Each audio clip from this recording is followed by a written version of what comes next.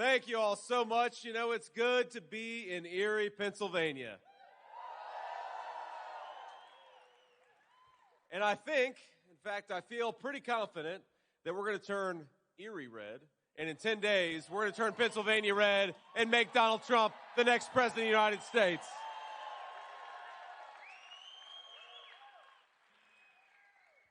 Now, I didn't even know he was going to be here, but you guys are lucky to have one of the great patriots in Pennsylvania here, and he's a dedicated public servant, and I don't think God is done yet with Sean Parnell. Sean, thank you so much for being here, man. Thank you, man. I know Sean's working hard on the mail-in vote and the early vote, and the best way to reward Sean's service and his hard work over the last few months is to get out there and vote for Donald J. Trump for President of the United States. But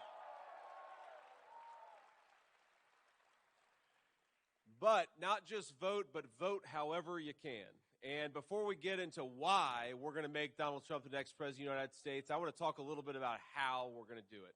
Number one, I'm going to make 3 requests of you before we really get started here. Number one, I want you to go to a website called swampthevoteusa.com. Write that down if you don't already have it, or you don't already know it, swampthevoteusa.com. You can check your registration. You can figure out how to request an early ballot or an absentee ballot. You can figure out which polling location you ought to show up at. And you can also figure out how to get involved in the Trump turnout effort. Because I really believe that we are going to make Donald Trump the next president of the United States, but only if we get our friends out there and vote, and we get ourselves out to vote too. So that's the most important thing. On that point,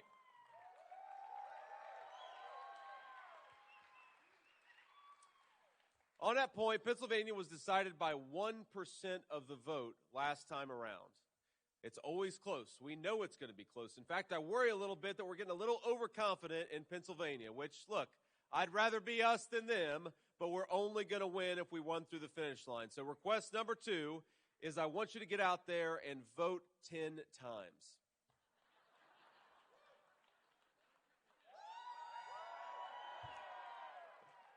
Well, these guys behind me are fired up. Here's what I mean, because we're Republicans and we vote the legal way. So the way to vote legally 10 times is to take yourself to the polls and get 9 of your friends and family with you. That's my second request. Let's get out there and get our friends. And so we got 10 days of the election, and the last request I'm going to make of you is at some point, take a photo of this event, take a selfie, take a photo of me, do whatever you want to, but make sure you talk about this event on social media, whether you're using X or Instagram or Facebook, or even if you're just a texter and an emailer, make sure people know why you're voting for Donald Trump. Because I'll tell you, just upstairs a few seconds ago, I had 3 interviews with CBS, with NBC, and with CNN. And I got to tell you, I'd much rather hang out with you all.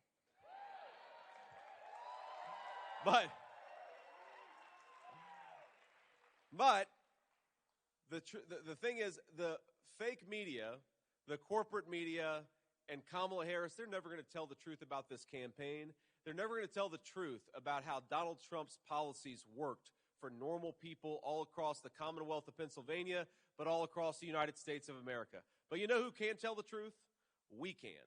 So get out there, use whatever platform you have and whatever strategy you think makes the most sense.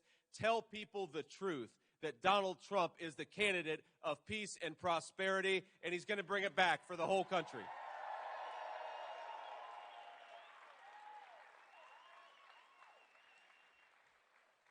Now, we all talked about how we're going to get Donald Trump and me across the finish line, but let's now talk about why it's so important, because we know that under Kamala Harris's broken leadership, Pennsylvanians are paying way too much for gas. They're paying way too much for groceries. Pennsylvanians are paying way too much to buy a house in their own communities. And of course, this great Commonwealth is suffering as much as any other under the weight of Kamala Harris's wide open border. So, in 10 days, my friends, in 10 days, we get an opportunity to do the one thing to tell Kamala Harris that we don't want her in the Oval Office. Go back to San Francisco where you belong. Our president is Donald J. Trump.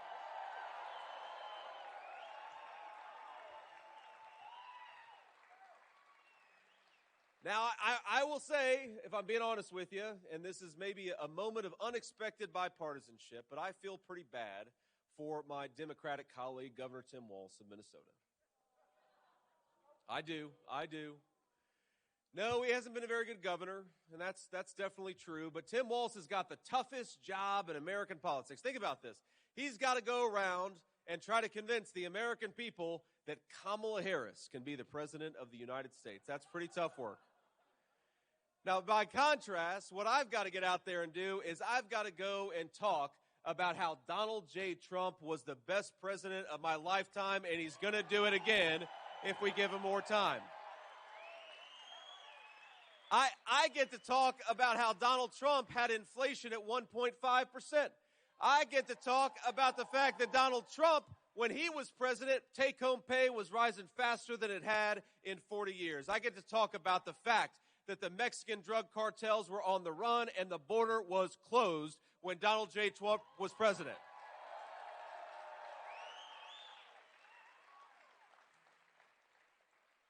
And I get to talk about the fact that it's going to be even better and even bigger, and we are going to rebuild a golden age of American prosperity during the second term of President Donald J. Trump. That's pretty easy. That's pretty easy work, but now Tim Walz, of course, he's got to talk about Kamala Harris. Well, what's the record?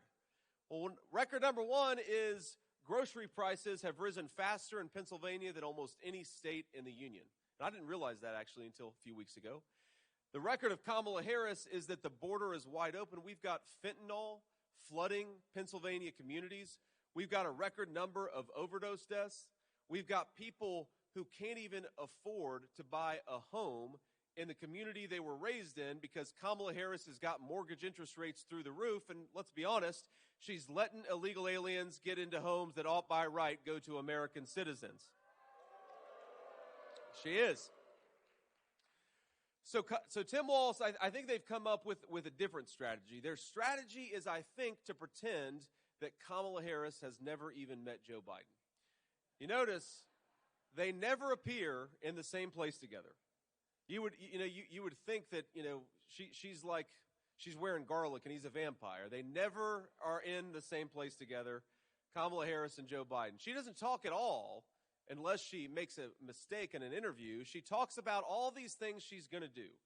It's actually kind of shameless. It's kind of shameless to say, as the sitting vice president on day one, we're going to lower the price of groceries. She's the sitting vice president. She says on day one, we are going to close down that southern border. And I think all of us, with an ounce of common sense, are saying day one was 1,400 days ago. What the hell have you been doing, Kamala Harris? Go do your job. Stop talking about you're going to do your job. So as much as she pretends, Kamala Harris is not the candidate of change. Kamala Harris is the candidate of more of the same. She's the candidate of higher grocery prices because she already did it. She's the candidate of higher housing prices because she already did it. She's the candidate of open borders because not only did she brag about wanting to open the border, she actually opened the border when she got into office. And of course, as we're learning, with this terrible conflict in the Middle East, Kamala Harris is the candidate of chaos and war all over the world.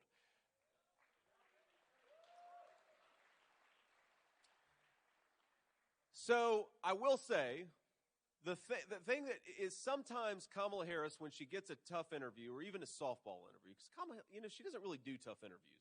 You ever notice that? I'll get more tough questions from the reporters standing back there than Kamala Harris has done the entire campaign. In fact, my wife joked with me a few weeks ago because she had taken a few questions from reporters. She looked at me and said, well, now I've taken more questions than the Vice President of the United States. And that was true. But, the thing about Kamala Harris's strategy of only doing softball interviews, I know we've got some baseball fans in the room, is if you're going to do a softball interview, you've got to be able to actually hit a softball. And it turns out that every time somebody interviews Kamala Harris, she reveals that whatever she may claim, she is the candidate of more of the same. And I don't know if you saw this interview. She did it a couple of weeks ago with The View. And, you'll never hear me complain about running for vice president except this one time I watched Kamala Harris on The View so that you didn't have to. And I'm telling you, I'm about 20 IQ points dumber for having done it, but these are the sacrifices I'm willing to make for the people of Pennsylvania. But here,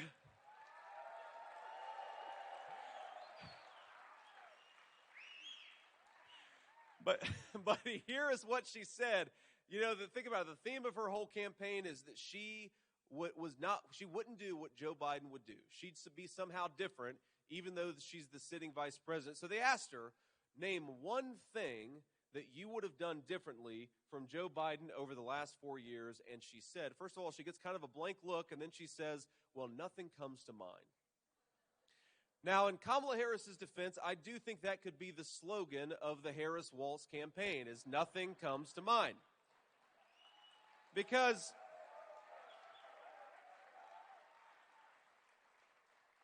think about it. What is Kamala Harris actually going to do to lower the price of groceries? Nothing comes to mind. What are you going to do to close down that southern border? Nothing comes to mind.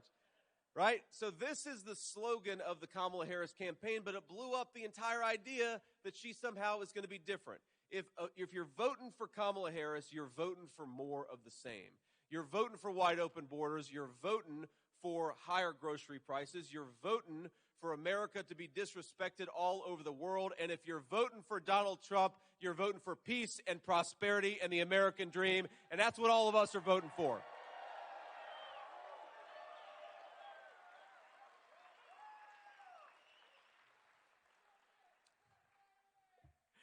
So let's talk a little bit about Kamala Harris's economic policies, such as they are, because I think it's sometimes useful.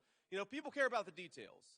I think the American media, and certainly some of our political candidates, assume that the American people don't care about the details at all. I think that's why whenever they ask Kamala Harris, well, what is your specific plan to lower the cost of food? She'll say, well, I grew up in a middle-class family.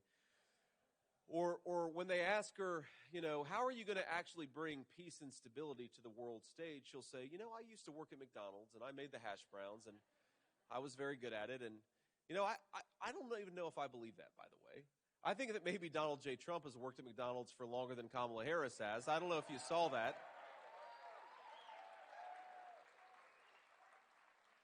And to the media, that's just one man's opinion. I'm not certain, of course, but it's interesting that Kamala Harris can't answer any details about what she wants to do for the American people.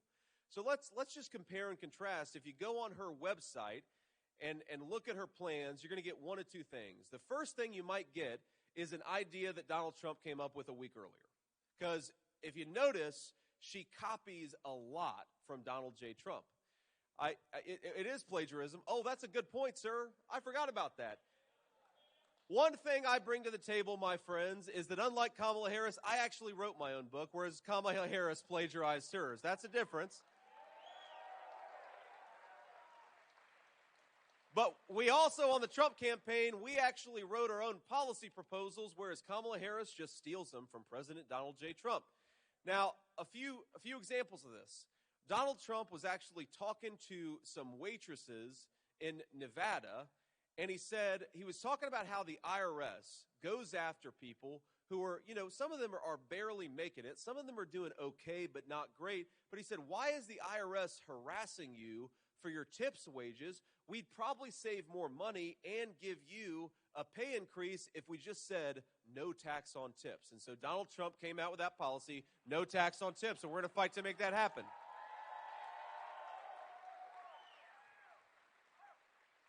We're going to fight to eliminate taxes on overtime, because that's another important thing. If you're working hard or you're working extra, you ought to be able to benefit from it. And another thing that we are going to do, of course, is that we're going to close the border. Now, if I'm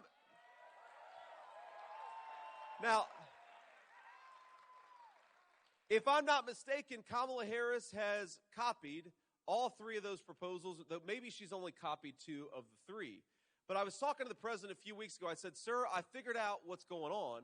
She thinks that you're going to get elected the next president, and she's auditioning for my job. That's why she keeps on copying you. And I think that tomorrow, actually, at her rally, she's going to come out in a Navy suit and a red MAGA hat and try to just confuse the people to vote for her because clearly she doesn't have any ideas of her own. So that's one category of Kamala Harris ideas, the one that she steals from Donald J. Trump. Here's a second category of Kamala Harris ideas, the ones that just don't make any sense, okay? Because think about this. If you want to create broad-based prosperity, not just for the workers in the Commonwealth of Pennsylvania, but if you want to lower energy costs for every American consumer, what you ought to be doing is opening up American energy, drill, baby, drill. And that's the most important proposal.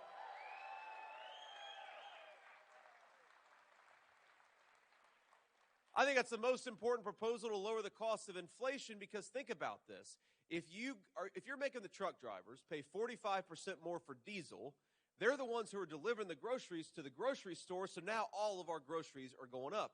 Or if you take a guy who's delivering lumber to a construction site, make him pay 40% more for gasoline, and all of us are going to pay higher housing costs because those are the people building the houses.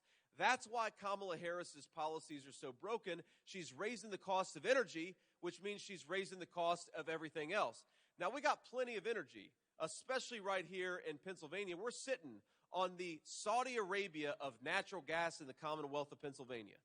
So if you compare what Kamala Harris wants to do with what Donald Trump wants to do, Kamala Harris wants us to buy oil and gas from tin-pot dictators all over the world. Donald Trump wants us to buy oil and gas from Pennsylvania workers and from our own territory. We got plenty of it right here. Let's get it out of the ground.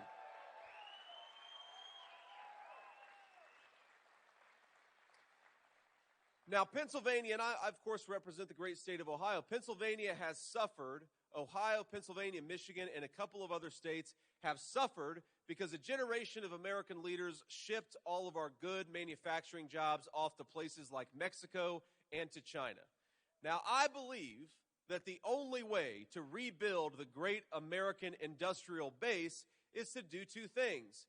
Give tax cuts to hardworking Americans and to people who are creating jobs in the United States of America, and penalize corporations that are shipping jobs overseas. That's how you rebuild Pennsylvania's manufacturing economy. And of course, Kamala Harris wants to do exactly the opposite. She wants to raise your taxes, and then she wants to reward foreign corporations for shipping American jobs overseas. Now, I've never, my friends, seen anything like it. Even the politicians who want to raise your taxes, they'll go around and say they want to cut taxes. But Kamala Harris is the first politician I've ever seen who is going around promising to raise taxes to the tune of about $2,500 per family just in the Commonwealth of Pennsylvania. It doesn't make any sense to me. It doesn't make any sense. It almost makes me think that Kamala Harris knows that Donald Trump would be a better president, so she's just going to tank her whole campaign by saying she's going to raise everybody's taxes. But the only way for us to get reasonable tax policy, reasonable regulatory policy, the only way for us to drill, baby, drill is to make Donald Trump the next president of the United States, and that's what we've got to do.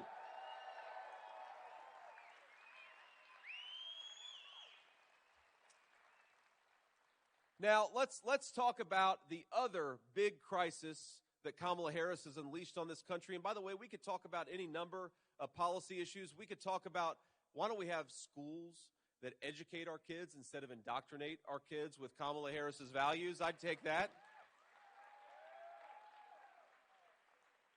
Why don't we have a president who fights for the rights of Christians and other people of faith to practice their faith rather than attacks religious believers with the power of the federal government? That's common sense. So we could talk a lot about Kamala Harris's lack of common sense, but there's nowhere where it's had a more destructive effect on the United States of America than that wide open southern border. And let's, of course, talk about all the ways. Now, normally what the media focuses on is the fact that the Mexican drug cartels are bringing fentanyl across the southern border. And that is a big problem, and it's going to stop when Donald J. Trump is president. But there's other problems that come along with that wide open border. Just think about this. We've got thousands of children in Pennsylvania schools who don't even speak English, which of course means that a lot of Pennsylvania children are not getting the education that they need. Now, I don't begrudge any child or any family for wanting a better life in the United States of America, but number one, you've got to come through the legal way. You got to come through the proper channels.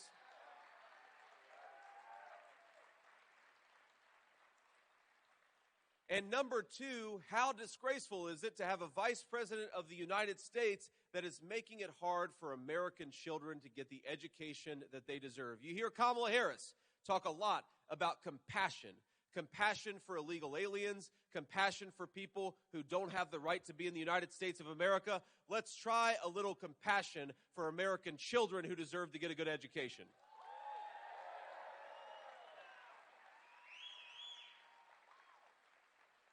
Let's try a little compassion for American parents and American grandparents who have seen hospital wait times shoot through the roof. And there are a lot of reasons for it, but one of the reasons is that when you let in 25 million people into your country who don't have the right to be here, then that means a lot of the important social services like health care do not exist for the Americans who need it. The other thing that comes when you have a lot of illegal immigration is, think about this. When you've got 25 million people who shouldn't be here, you got to put them somewhere. And by the way, some of them are being put up in 5-star hotel rooms at your expense. But you got to put them somewhere. And what does that mean? That means that there are American homes that are going not to American citizens, but to people that Kamala Harris has let stream across that southern border. Donald Trump, and I promise you that when he's back in the White House, we're going to follow a very simple principle to make the American dream of homeownership affordable again. American homes go to American people, not to people who don't deserve to be in this country.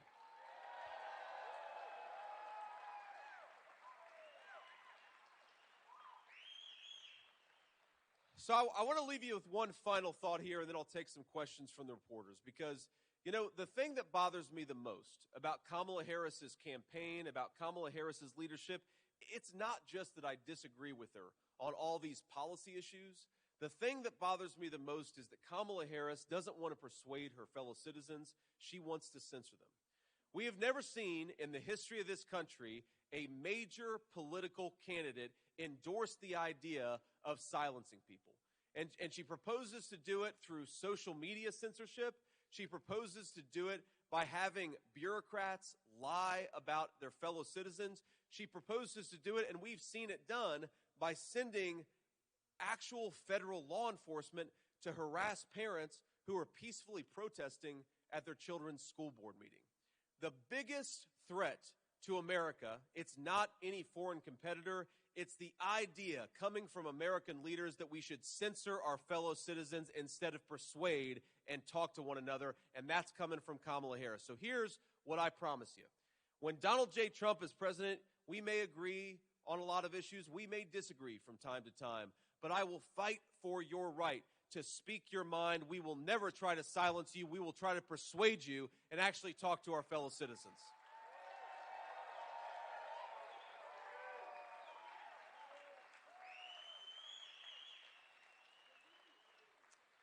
And there is, of course, no greater censorship than when Kamala Harris says that those of us who want a secure and strong southern border are racists, are bad people for daring to want to protect our countries and have safe communities. That is a terrible, terrible disgrace. I've never in my life seen an American leader attacking the citizens of her own country for daring to voice an opinion about Kamala Harris's failures. And that's exactly what she does. So my message to Kamala Harris is, there is nothing compassionate about letting the Mexican drug cartels ransack our country. There is nothing compassionate about flooding Pennsylvania communities with fentanyl. There is nothing compassionate about letting the American southern border be open. We are not bad people for wanting to secure that border. You're a bad person for opening that border in the first place.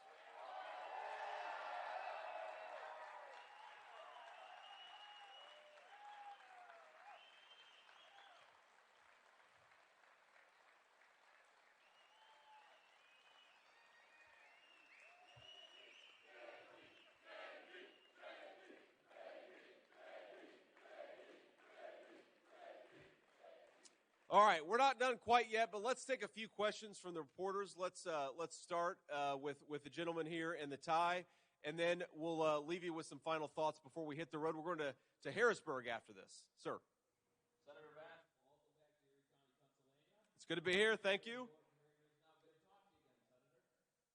What is it as you stand in front of Erie County voters asking for their vote? What can you unequivocally promise them you and President Trump will bring them if they send you to the White House? I appreciate the question. What I promise that we will unequivocally bring you is, first of all, the basic principle that the American president ought to look after the interests of American citizens first. That is the principle that underlies President Trump's entire approach to government. But specifically, the way that we're going to put that into action is, I guarantee you, people ask me, when is Donald Trump going to start to secure the border? And I said, on or about January 20th, 2025. That is going to be our first priority, is getting to work to secure that southern border. The second thing that we will do is we will unleash the great engine of American prosperity. That's Pennsylvania energy workers. We're going to make it easier to drill, to develop resources, to build pipelines in the United States of America, because when we lower energy costs for Pennsylvania families, we lower the cost of everything and create great American prosperity.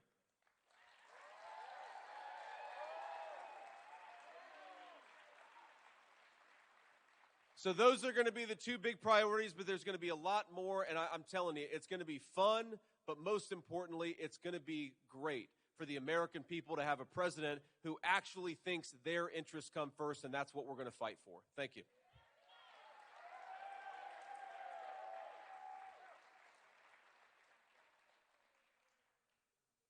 I'm Jake Brooks from Erie News Now. This is your second campaign stop in Erie. I'm wondering, why did you decide to come back, and why is Erie County a focus of the Trump-Vance campaign?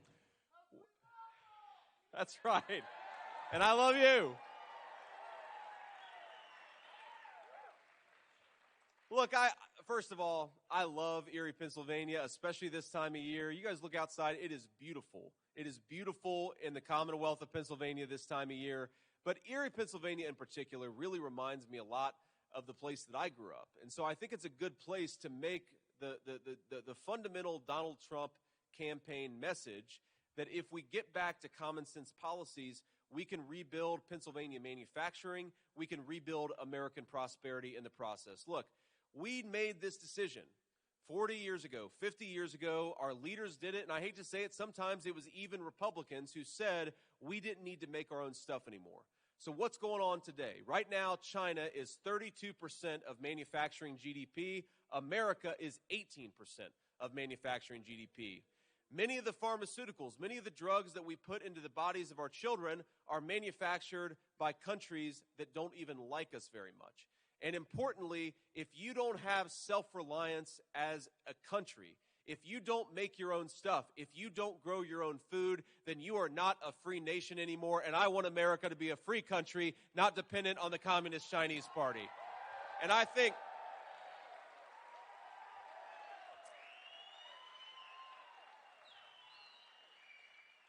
And I believe, sir, that Erie, Pennsylvania stands to benefit as much as anyone from the golden age of prosperity that we're going to unleash, in part because Erie, Pennsylvania has suffered under the policies of Kamala Harris for a very long time. So we're going to do better. We're going to do better by Erie. We're going to do better by the whole Commonwealth. But importantly, if we don't rebuild the engine of American prosperity, if we don't rebuild American manufacturing and unleash American energy, it's not just Erie that's going to suffer, it's everybody, and I want our country to be great and prosperous and powerful again. Thank you, sir.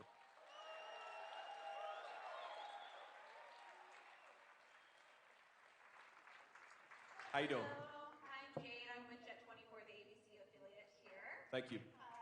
In this final stretch, what Erie-specific audience are you trying to reach this second time around, and why? Well, you know, the first event that we did in Erie, we did with our truckers. And the reason that was so important is because, you know, one, truckers actually keep this country running. We've got almost 3 million truckers in the United States of America. And Again, if you think about how much of the things that we buy, the things that we use, if the truckers are paying more for everything, if the truckers are going bankrupt, if the truckers are unable to do what they need to do, then all of us are suffering in the process. That's why we came the first time. I think why we wanted to come today was, one, to highlight a couple of President Trump's specific policies. Number one, like I said, they're going to cut taxes on working families and penalize corporations that ship American jobs overseas. We wanted to highlight that. We wanted to highlight the no taxes on tips and no taxes on overtime policy, because there are a lot of folks here working a lot of overtime. I know there are, and they deserve a break as much as anybody in this country. They're going to get it when Donald Trump is the next president.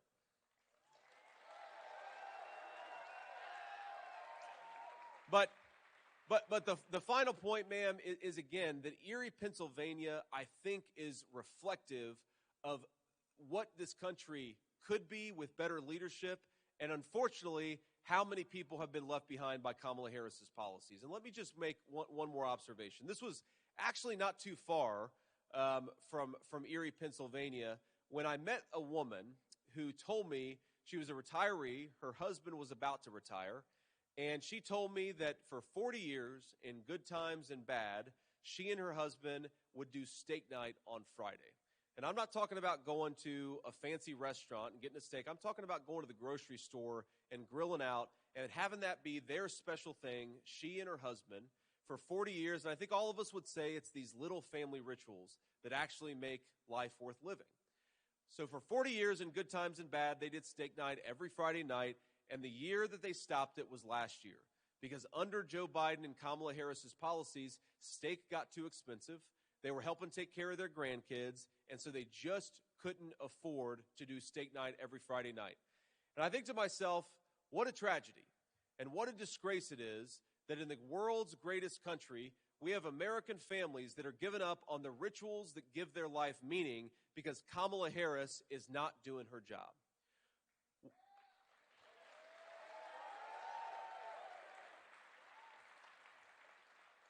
You know, I grew up in a family, and I'm sure there may be even some families in this room who come from similar circumstances where when it got really cold, and it gets really cold in Ohio and Pennsylvania in the winter, sometimes we didn't have enough money to turn on the heater. So my grandmother, who raised me, would say, you know what, we're going to throw an extra few blankets on the bed tonight, and that's how we're going to get through this particular cold winter night. I happen to believe that we have such abundant energy resources here that whether you're rich or poor, if you work hard and play by the rules, you ought to be able to turn on the heating in the dead of a cold winter night. I believe, especially for our young families, that if you work hard and play by the rules, you ought to be able to own a stake in your own community, in your own future, in your own country. But that's becoming harder and harder because housing prices are so unaffordable that a lot of American families feel like they can't afford a home, and a lot of them actually can't afford a home. I believe, my friends, I really believe, and I've learned over the last 3 months, I've gotten such an appreciation for the generosity of spirit of the American people, for the talent and greatness of everyday normal American citizens. We've got the best country in the world, the most beautiful natural resources. We have got everything that we need right here in the United States of America. But there is one thing that is broken about this country, and it is the leadership of Kamala Harris. So